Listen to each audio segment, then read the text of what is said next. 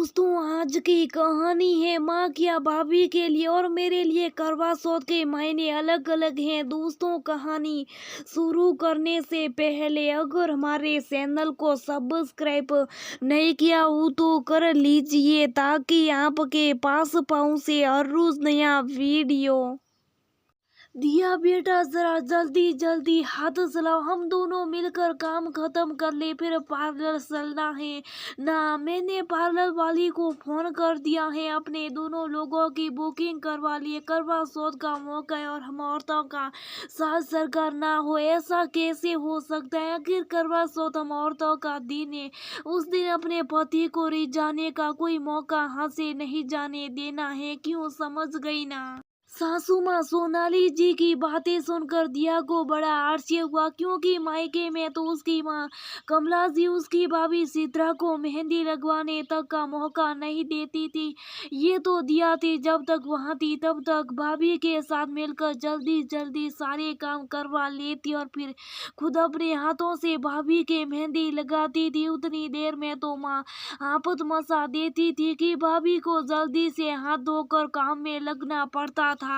करवा चौथ वाले दिन माँ खुद को व्रत में कमजोरी का बहाना करके आराम फरमाती और भाभी पूरा दिन बिना रुके काम करती रहती। उनके चेहरे से थकान और मायूसी साफ झलकती, क्योंकि भाई भी बिल्कुल ध्यान नहीं देते थे। एन पूजा के मौके पर माँ उन्हें कहीं ना कहीं भेज देती जहाँ पापा माँ के साथ मिलकर पूजा करवाते थे। उनके साथ सत पर थाली पकड़ाकर साथ को अर्घ्य दिलाने ले जाते, वही भाभी के साथ दिया जाती। पूजा के बाद भाभी के आने का इंतजार करती रहती, तभी माँ उन्हें सुनाती, आजकल की लड़कियों के सोच ले टीवी सीरियल देख देख कर सब वैसे ही चाहती है, बस पति सामने बैठा रहे और अपने हाथों से व्रत खुलवाए, पानी पिलाए, खाना खिलाए, गिफ्ट लेकर आए, इस तरह की बातें और सुनाती, जबकि भाभी कहीं कुछ नहीं कहती थी।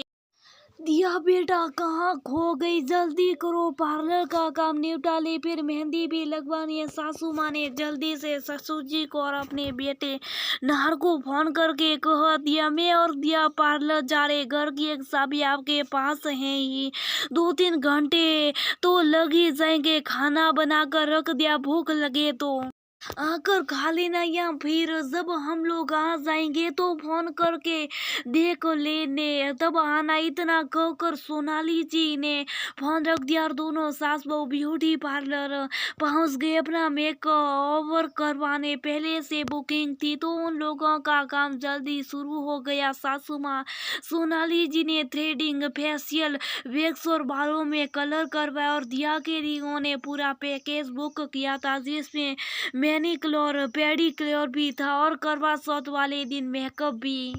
तभी वहाँ सोनाली जी की पड़ोसन रंभा जी भी आ गई। सास बहू दोनों को एक साथ देखकर आश्चर्यचकित होते हुए बोले, अरे तुम दोनों लोग एक साथ ही घर से बाहर निकल आई? भाई साहब और नाहर आएंगे तो खाना कौन देगा? मैं तो इसलिए अकेले आई हूँ, बहू घर पर ही है, जब मैं करवा कर आ जाऊंगी तब अगर समय मिला तो बहू आएगी, वरना कोई जरूरी थोड़ी ना, घर के काम पहले ज्यादा जरूरी हैं।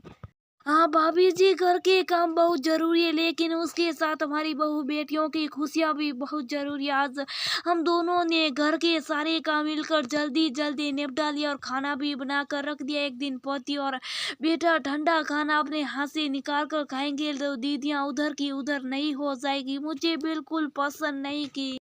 मैं करवा चौथ के त्योहार पर खुद तो हर काम पार्लर से करवाऊं और बहू को घर पर काम करने के लिए छोड़ दूं, जबकि उसका तो पहला करवा चौथ है और यही तो उम्र है जब पति के लिए संजने संवरने का मन करता, और ईश्वर की दया से हमारे यहाँ कोई कमी तो है नहीं। जब मैंने अपना मन नहीं मारा कभी तो बहू को क्यों रोकूं? मेहंदी भी हम दोनों साथ में लगवाएंगे। आज घर के पुरुष हर काम खुद से मैनेज करेंगे, आखिर उन्हें भी तो मैं खूबसूरत देखना पसंद है, इसलिए आज का दिन हम दोनों सास बहू के नाम रहेगा।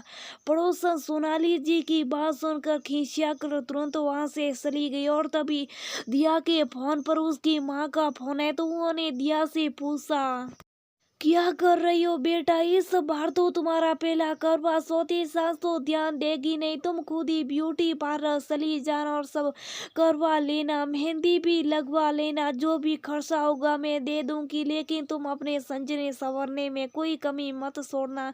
तुम्हारी माँ भी जिंदा है। वाह माँ, बेटी की बहुत चिंता हो रही है, लेकिन बहू को तो आप कभी मेहंदी तक नहीं लगवाने देते क्या? उनके लिए और मेरे लिए करवा चौथ के महीने अलग अलग है। मेरी सास आपकी तरह नहीं है, वो अपने साथ ही मुझे भी पार्लर लेकर आई और हम दोनों यहाँ अपना मेक ओवर करवा रहे हैं। आपकी तरह नहीं, जो हर बार भाभी का त्योहार अपनी हरकतों से बर्बाद कर देती है। अभी भी समय बदल जाओ और आज समय के हिसाब से बहू को भी हर काम करने की आज़ादी और समय दो।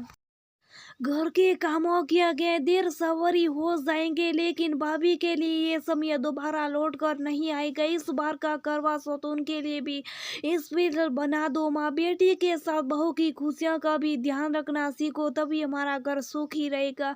अच्छा माँ, फोन रखती हो, मेरी बातों पर गौर करना। बेटी दिया की बात सुनकर कमला जी हास्य में डूबी हुई सोच रही। ये उनकी खुद की बेटी बोल रही थी। परिवर्तन संस्कार का नियम है। चलो मैं भी समय के हिसाब से दिया की साथ जितना तो नहीं, लेकिन थोड़ा बहुत अपने आप बदल लेती हूँ। इधर दिया और सोनाली जी अपनी सब काम का करवा कर फटाफट घर आई और बाकी काम निपटा, और तब तक मेहंदी वाली आकी। दोनों मेहंदी लगवाने बैठ गए और शाम को पति और ससुर जी ने दोनों को सरगी में साठ अपने हाथों से खिलाई, जिससे उन्हें कोई काम नहीं करना पड़ा। दूसरे दिन करवा चौथ का व्रत उन्होंने बिना किसी थकान और टेंशन के पूरा किया और शाम को सोनाली जी ने दिया को पार्लर भेज दिया और खुद घर में तैयार होकर पूजा की तैयार कर ली। तब तक दिया भी तैयार होकर आ गई। दिया का रूप देखते बन रहा था, खुशी उसके चेहरे से सलकी पड़ रही थी। सोनाली जी ने उसकी बलिया लेते हुए कहा, सच में दिया, आज नहर तुम्हें देखेगा तो देखती रह जाएगा। तुम बेहद खूबसूरत लग रही हो, नजर ना लगे। दिया भी बोली, माँ आप भी बहुत खूबसूरत लग रही है, और अब ये सब आपकी वजह से संभव हो पाया, नहीं तो मैं अकेले नहीं कर पाती। दोनों ने साथ मिलकर पूरे विधि विधान से पूजा की और दोनों के पति ने उनका व्रत खुलवाया। आज रिया को लग रहा था सच में वो कितनी खुश नबी, बिना कुछ गए ससुराल में सब उसका इतना ध्यान रखते। हे ईश्वर, हर लड़की को मेरे जैसा ही ससुराल मिले। दोस्तों, आज बदले परिवर्तन के साथ सास का स्वरूप भी काफी हद तक बदल चुका है। वो खुद भी समय के साथ चल रही है और अपनी बहुओं को बिना किसी रोक टोक के हर तीज त्योहार का आनंद लेने दे रही है। मिलजुल कर ही काम करने में हमारी खुशियाँ, त्योहार की खुशियाँ दोगुनी हो जाती हैं।